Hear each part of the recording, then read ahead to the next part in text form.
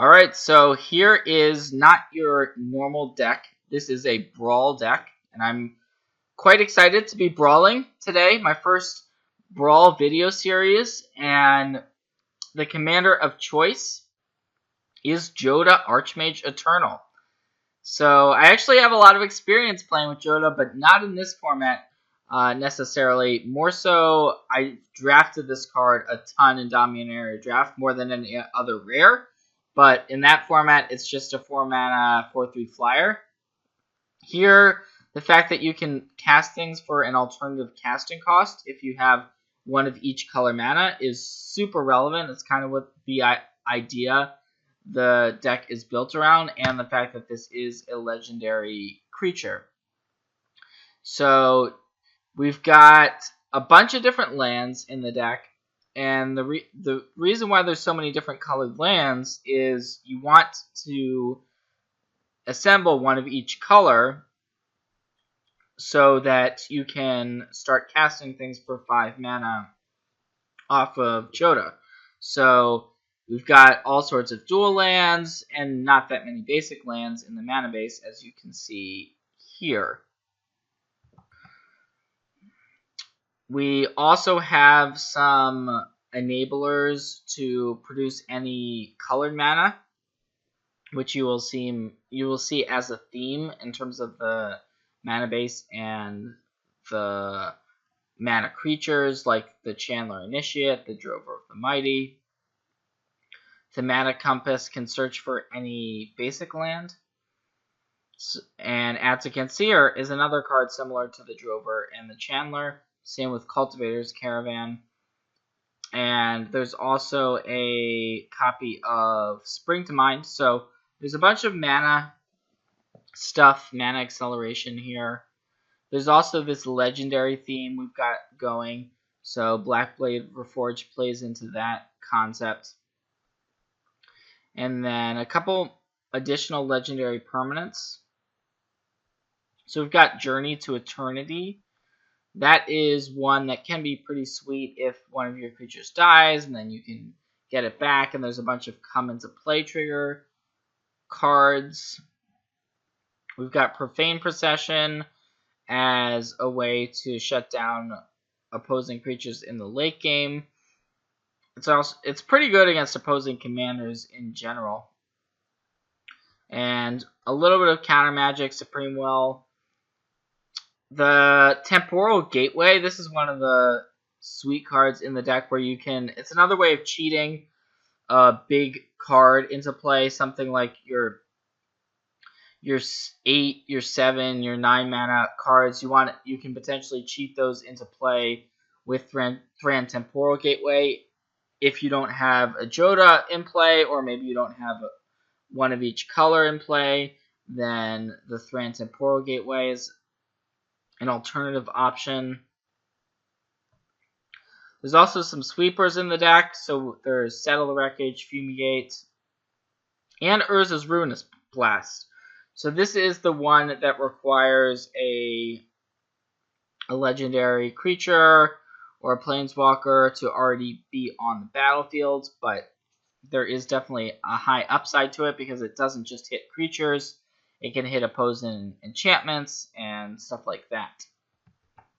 And notably, by turn 5, you can already have Jodah Archmage Eternal in play. So these are all cards you can potentially cast for the alternative casting cost. Lots of legendary creatures. We've got the Scarab God. We've got Vona, Butcher of Magan.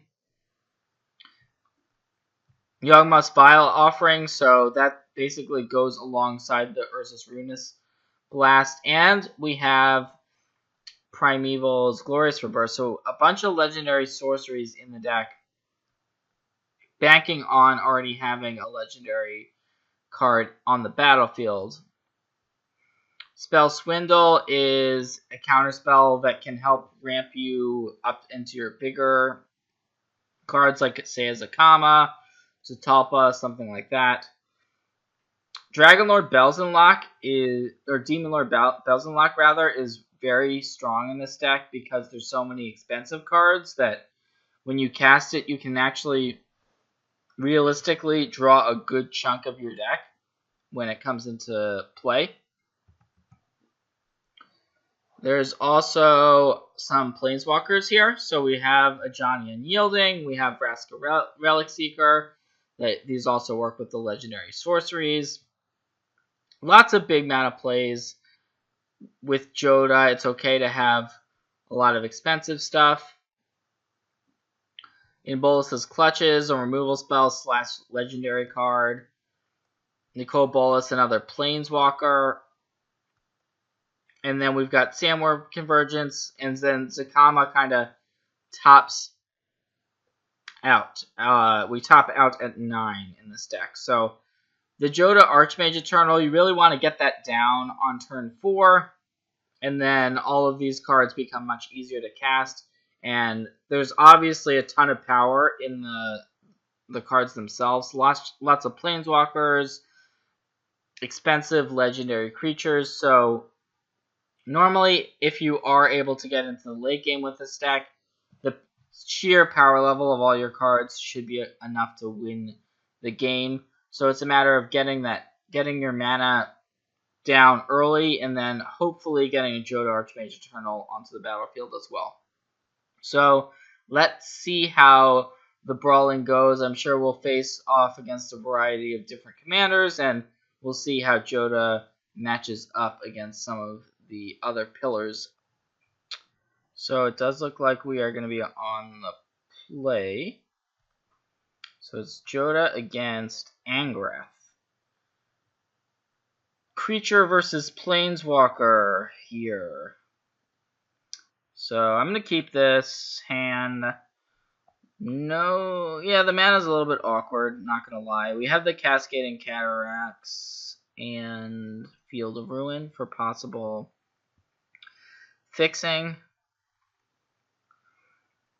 And our opponent is mulliganing.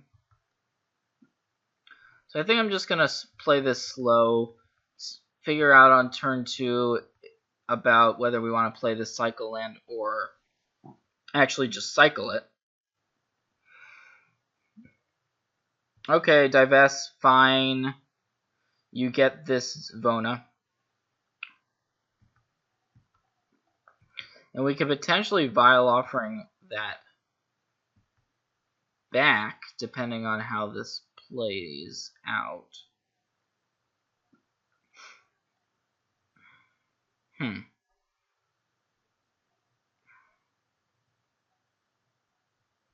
don't think we're in any rush here. So I'm still going to hold the cycle land. Basically, our opponent played a discard spell. It's on the mulligan. It feels like a game that isn't going to end that quickly. So the Woodland Cemetery, that's a reasonable pickup. Just going to play that. And now leaning towards cycling the pools.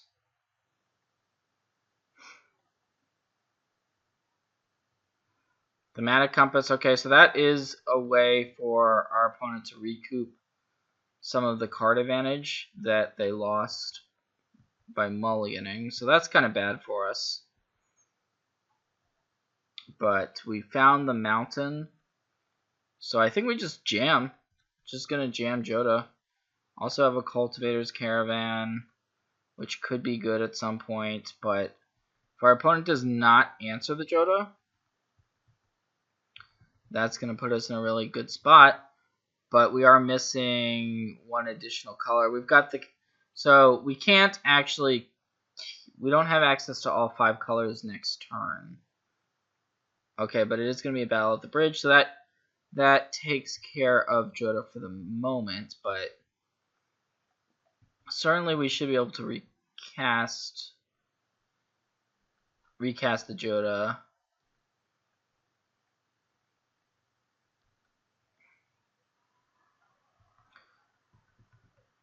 And our opponent knows that once we actually are able to successfully get that Jodah into play, things are definitely going to shift. So from our opponent's perspective, they're probably thinking about how many times can they actually take their turn off to activate this thematic compass. Now, Angrath can come down potentially next turn.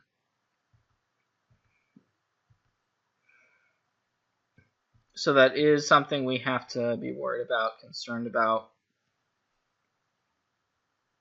Now, we actually drew a thematic compass, although Gut says we want to simply replay Jodah here.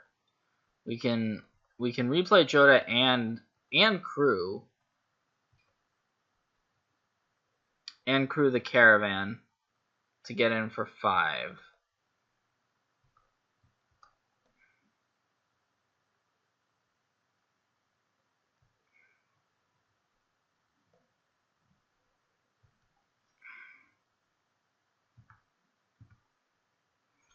So it's a nice clock, but if our opponent then, say, plays another removal spell on Jodah, at least they will have used 2 removal spells to get rid of it. And if they don't, then we get to do some pretty absurd stuff. So either they kill it and we can still potentially play it again, or they don't and then our hand kind of opens up.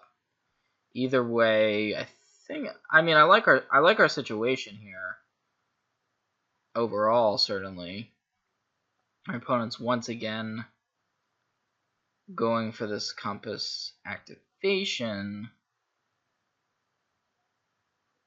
Oh, wow. Okay, it is a walk the plank. So that was pretty much what our opponent needed that turn, essentially. Well, so we can't recast Jodah right away. What we can do is we can play our compass, use it, and play Spring to Mind. That seems pretty solid. So let's go for that line. Yeah, and then we also get to flip the compass as well. Not actually sure which land we want the most here. Might not matter that much. Sure, we'll get a forest.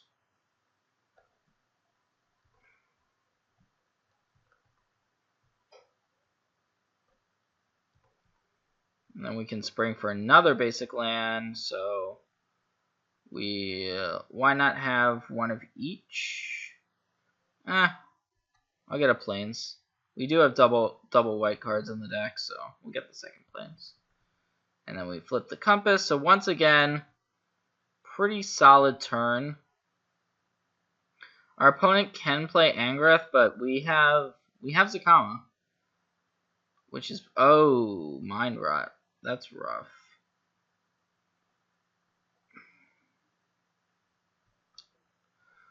Wow, so that puts us in kind of a tough spot.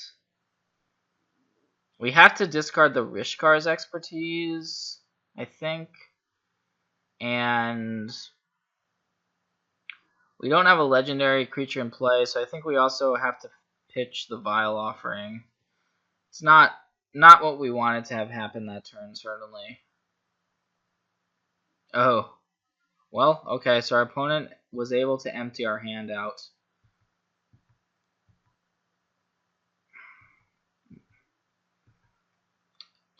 So, okay, well, Thran Temporal Gateway would be nice if we had any cards in our hand besides besides this card. So I think we rebuy on Jodah. And then we can crew the caravan to once again just kind of start putting some more pressure on our opponent. This also could incentivize our opponent to cast Angrath and make us discard, which we don't really care that much about having to discard the 3 and Temporal Gateway at this stage.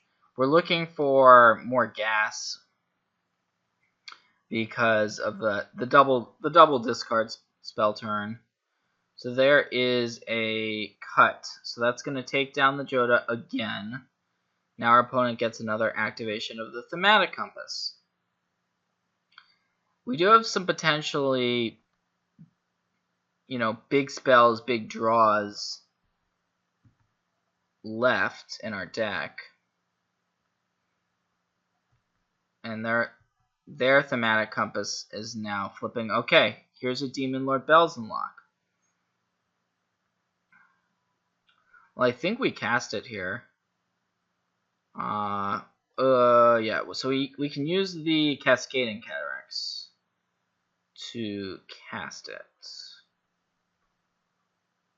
Or we can also Field of Ruin. We can also use the Field of Ruin to get rid of...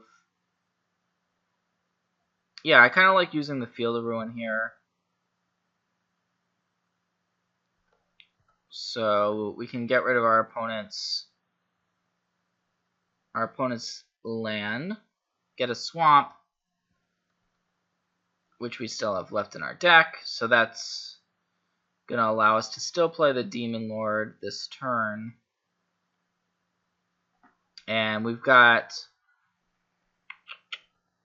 Yeah, so we're going to play the Demon Lord. Certainly.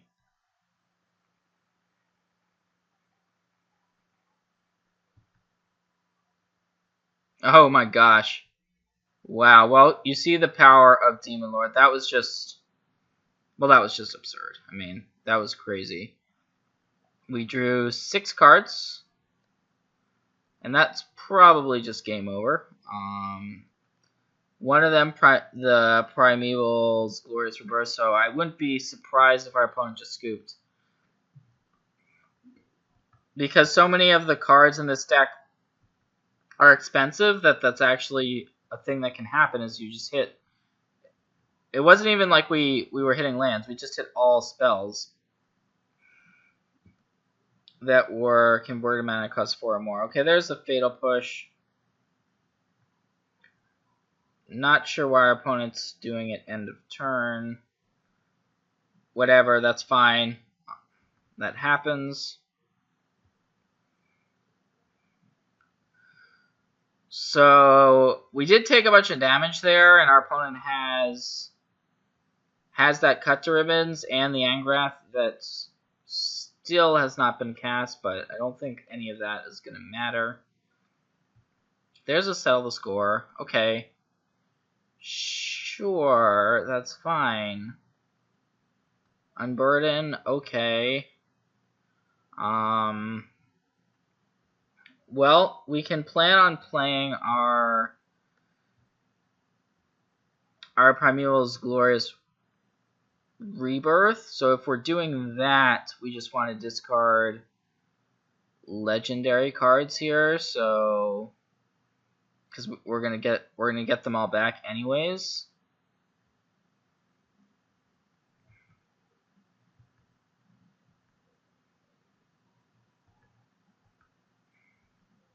So yeah, this turn seems quite nice. And we actually are going to get these Kama back, so we might as well... Oh wait, sorry, we actually have to play the Gateway first in order to cast this. So we can...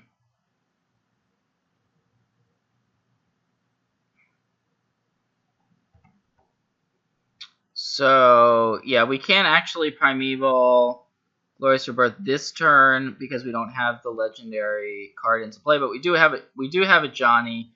So yeah, that was definitely a mistake that last turn on the discard. I don't think it's gonna matter that much though, assuming we still have our Johnny in play.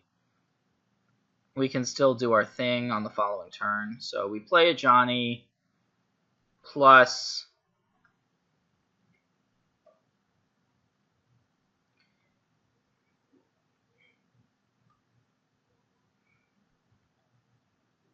Okay, sure. We bricked on Johnny.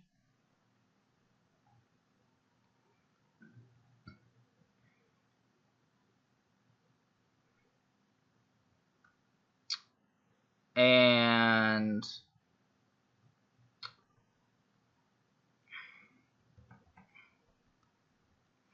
we just pass here. We can play the Glorious Rebirth on the following turn. So we know our opponent can Angrath. Our opponent could also play the Ribbons. But we're pretty safe no matter what happens, kind of. The discard spells have definitely put some pressure on our hand. Oh, wow. Here's a Direfleet Daredevil. What can that do? So we have a Yawgmoth's Vial offering, but I don't believe that our opponent would be able to cast that off of the Direfleet Daredevil.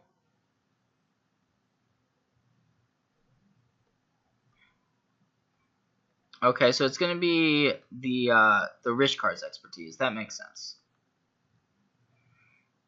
But if our opponent just plays the Rishkar's expertise, still think we're going to be able to finally cast this Primeval's Glorious Rebirth. And then essentially win. We can essentially win once we cast that.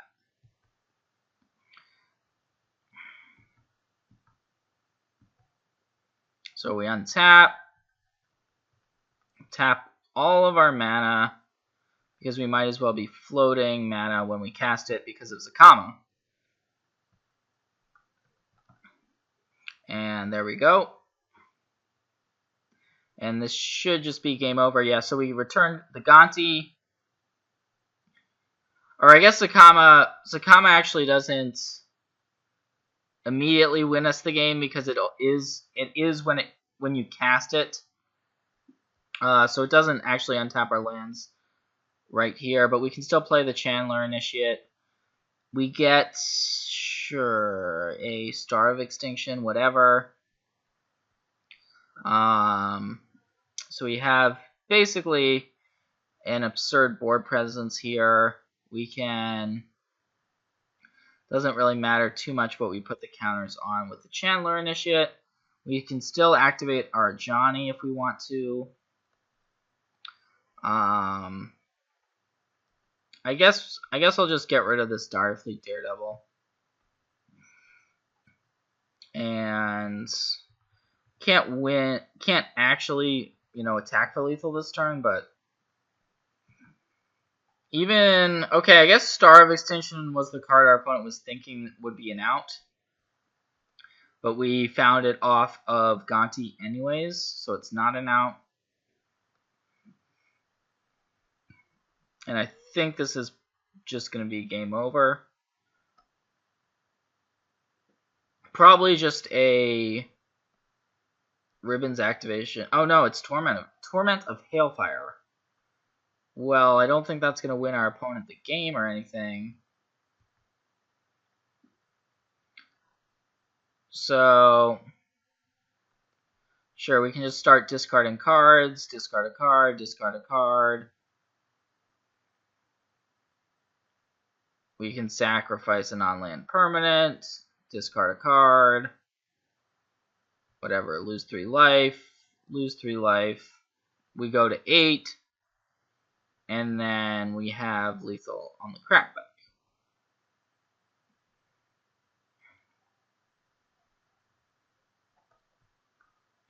So I believe, yep. Okay, so our opponent is on the play, but has chosen to mulligan with Grand Warlord Radha as their commander. We've got Jodah, of course, and 4 lands, 3 spells. Seems good enough. We'll try this and see what our opponent can come up with. Looks like they found an acceptable 6-card hand. Our lands are a little bit awkward, but I'm going to lead on the Scattered Groves. We can play a turn 2 Drover of the Mighty off of the forest. Actually, we drew a mountain. That's good. So now we can turn 2 Drover. We have the Sulphur Falls. So we can actually turn 3 a Jodah, which is quite nice. And it looks like our opponent is a bit mana screwed here. But I like just getting Jodah into play as soon as possible.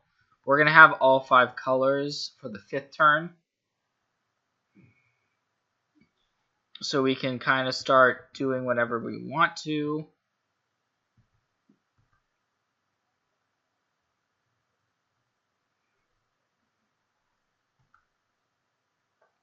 I actually think we're just Glimmer of Geniusing here. So we might as well attack for 5 and then cast the Glimmer at the end of our opponent's turn. We're so far ahead here. Seems like it's going to be very difficult to lose this one.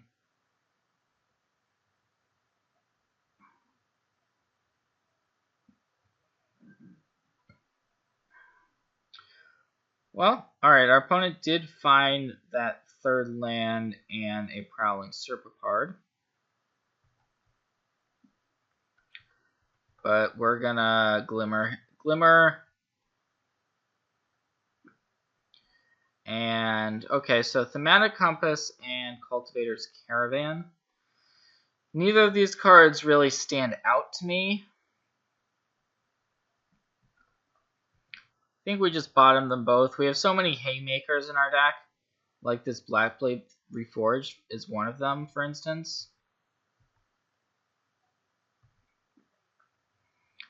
And we found a Vizier of Many Faces. Okay. Well, we can just Blackblade Reforged up our Jodah. Make it huge. I mean, it's certainly not the most exciting thing our deck can do, but it's still a way of winning the game. We're attacking for 9 this turn, so our opponent needs to immediately have an answer, else they simply just lose.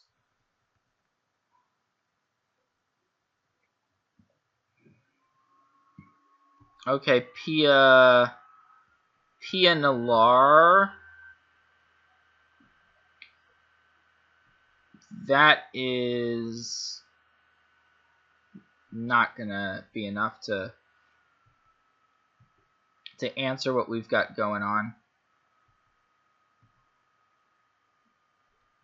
What I'm actually gonna do is play the Vizier of Many Faces to copy the Pianalar. And then we can sack the artifacts to make it so this Thopter can't block, and swing for lethal.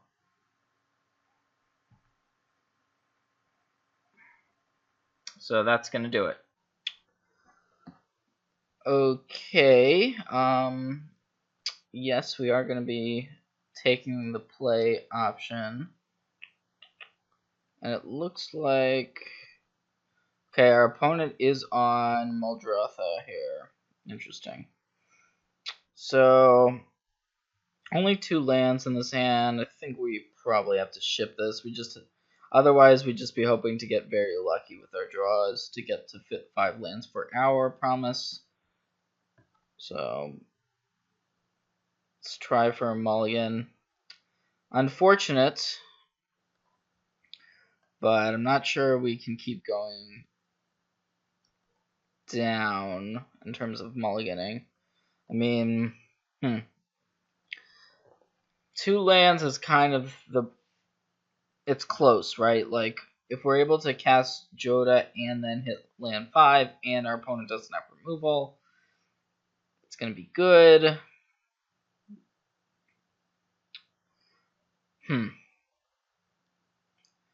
Yeah, this is a borderline hand. I guess I'm gonna keep it.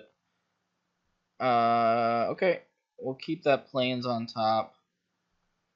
So that means we're really just looking for more lands, including a blue source to cast Jodah down the line here. If we are able to somehow get Jodah into play and then start casting these spells in our hand, things will start to look up for sure.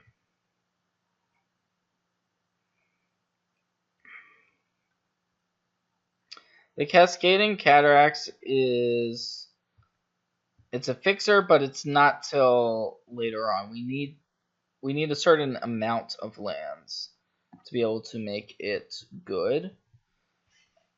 Basically, you need 6 lands to be able to activate it. But if we do get to 6, then we pretty much have whatever colors we want. So that is the upside to playing it. But it's going to kind of suck if we don't draw that blue source and we're just forced to kind of not do anything on our 4th turn.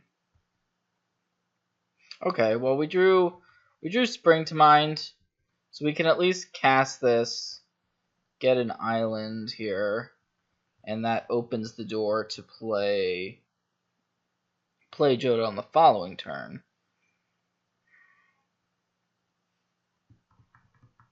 So we're getting pressured somewhat by the Prowling Serpentard here. We'll see if our opponent has a decent follow-up. We know Muldrotha is something that can happen, and now it looks like potentially even next turn our opponent could be casting Muldrotha, the Gravetide. Well, we don't have much of a choice here. We are playing our Jodah. So let's get that onto the battlefield. Essence Scatter. Alright, well, that's rough because now our Jodah goes back into the command zone. And our hand looks sweet. But there is a but. I'm not sure we're going to be able to get this stuff into play this game, and it's not a great feeling. Our opponent can cast Muldrotha here. We can't simply replay Jodah until we have 6 lands. We mulliganed. We knew, alright, it's a dangerous, precarious situation at best. And this can happen sometimes. Could have gone to 5. Not sure if that would have helped that much. We found a Glacial Fortress.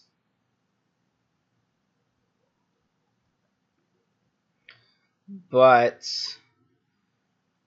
we can't actually cast anything still. We don't have... The one color we don't have is black, and our opponent has lethal. So... Alright, so... we are on the play. And okay, let's check out what our opponent's got going on. It is Captain Lannery Storm. So I like the keep for sure. This seems like a reasonable hand to keep. We have the turn 2 Compass. I think we want to lead off on Canyon Slough. Not positive on that. We definitely want to find a third untapped land to either activate Thematic Compass or just play the Spring to Mind. We could just play the Sunpetal Grove and then Spring to Mind on the next turn. I guess that's the safest play since we didn't draw the immediate land there. And that would allow us to still have Jodah on turn 4. So we're happy that our opponent's passing, but that probably likely means that our opponent has removal. I think we still want to proceed with the spring. Get our island, which allows us to have the Jeskai colors. And then we can play the Sheltered Thicket. Okay, so Captain Lannery Storm is going to be good here because we don't have that much real spot removal in this deck, so we don't have great answers. Fumigate is one of our answers, though, to the Captain.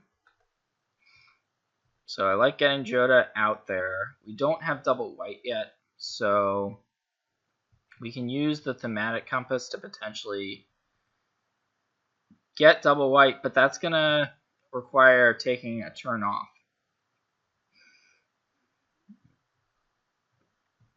This is an interesting spot with our opponent attacking. So we could just block and trade. I kind of think it's the safest bet because we don't have all 5 colors on our next turn, although our opponent does have Run Amok to deal us a bunch of damage, but at least we're not taking that much, and we can still Fumigate on the next turn, so I don't hate it. We wouldn't have been able to do much here anyways, so I like playing the Compass, and then I think we just shift the turn and activate Thematic Compass at the end of our opponent's turn. Although here's a Charging Monstrosaur, so this is definitely a ton of damage.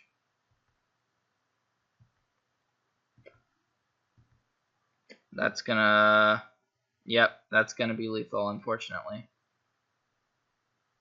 Wow, so we weren't able to quite get the chance to do our thing this game. We needed that second white to be able to activate the Thematic Compass, and the two-headed giant actually gained double strike here. So if our opponent had not won that flip, we would have been able to activate the Compass, get the planes, Fumigate the board, and then have at least a little bit of life to play with. So, but that's one thing that can happen with this deck. The red decks are very punishing for any sorts of stumbles, and that's kind of what happened to us this game. Okay, we have won the die roll, and see, we are up against Adeliz. Okay, well, definitely gonna mulligan this hand with only 1 land, but our 6-card hand looks much better.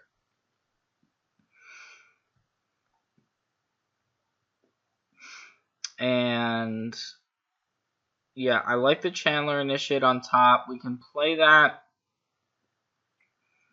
on turn 2 if we want to.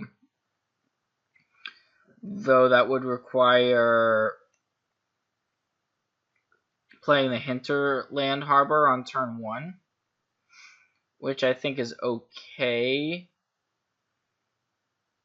Yeah, I think we play the Hinterland Harbor right here. So we'll get that down, then we can follow up with the Chandler if we want to.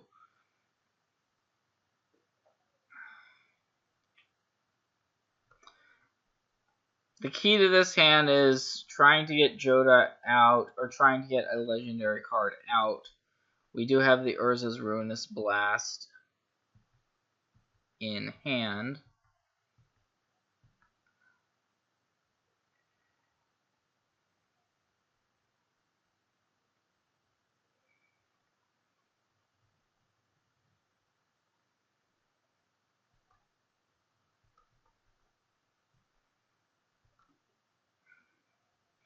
If our opponent has a removal spell, likely they are just going to use it on the Channeler Initiate, because this is a very powerful card. If left unanswered, we're able to make any colored mana, and that could potentially be extremely valuable.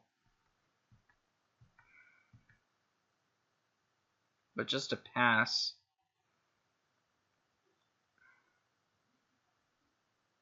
We can't play Jodah this turn, so I'm going to get the Canyon Slough into play. And say go. We're certainly hoping our opponent doesn't have any removal here. If they play Adeliz next turn, well, that's almost inevitable. Feels like Adeliz is most likely coming down next turn.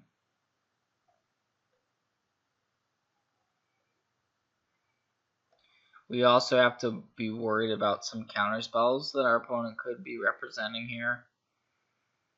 Cards like Syncopate.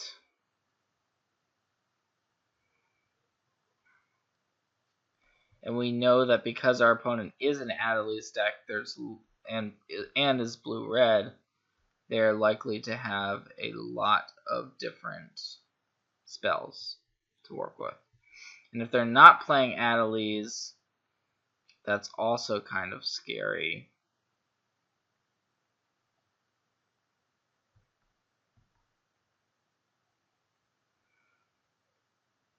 Huh. Well, I think we have to fight through this counter magic one way or the other. So I like just trying for Jodah here, even though it's gonna meet with something from the other end. We have to start somewhere.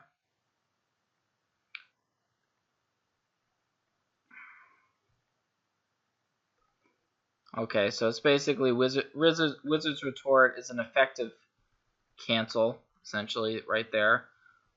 But we're one land away from being able to recast Jodah or play Adeliz. Either of those plays are pretty strong. So we did find the Cascading Cataracts. So it's between those two options, certainly. I'm going to go for Jodah. Yeah, I think I'm going to go for Jodah. Reason being is it's the one our opponent knows about, and it seems like they have more counter magic, which is the case. And then on the following turn, we can play Adeliz potentially. And if we are able to start attacking with Adeliz, that could be very, very good.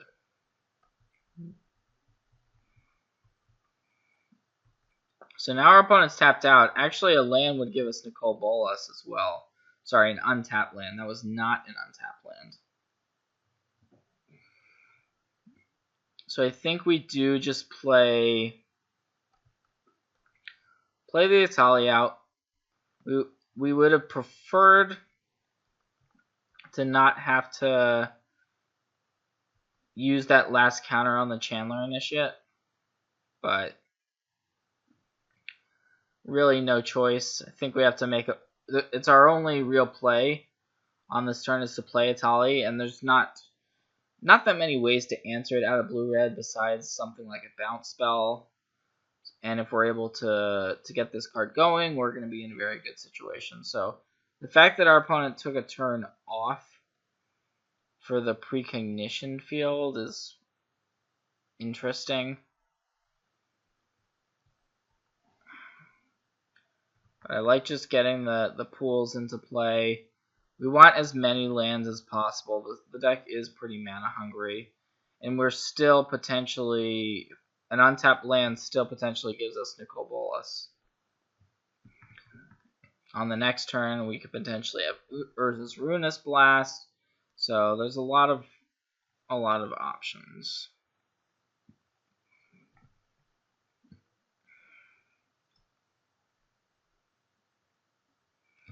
So finally our opponent is actually playing Adeliz.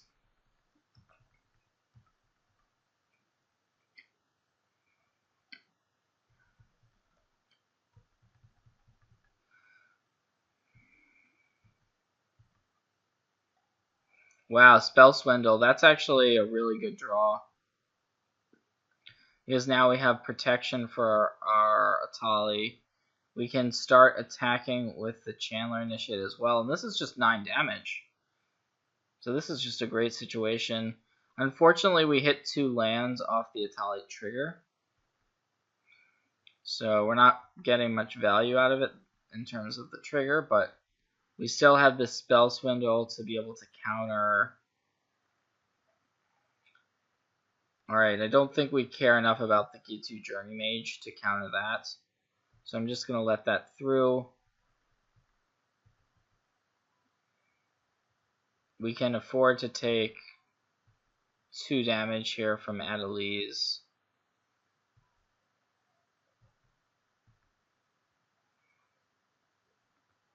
Gonti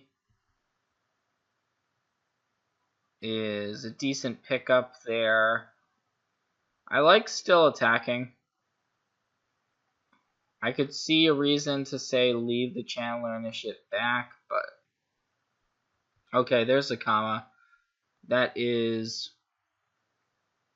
really good to find off of the Atali trigger. And it is going to enter the battlefield.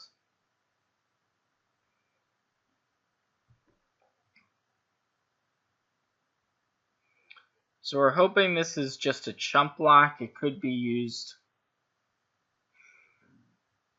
Could be our opponent has. Okay, it's going to be a burn spell. Wizard's Lightning. Well, now we have this Zakama that I'm kind of okay with letting this happen. Now that we have Zakama in play. We could actually Urza's Ruinous Blast, but no, I'm just gonna, or Gonti even, but just gonna hold up Spell Swindle. Seems like the safest course of action. End of turn Supreme Verdict. We'll let that resolve.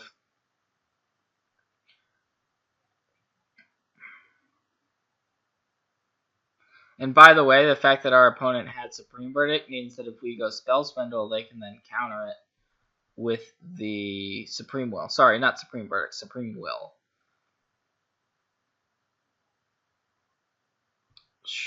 Sure.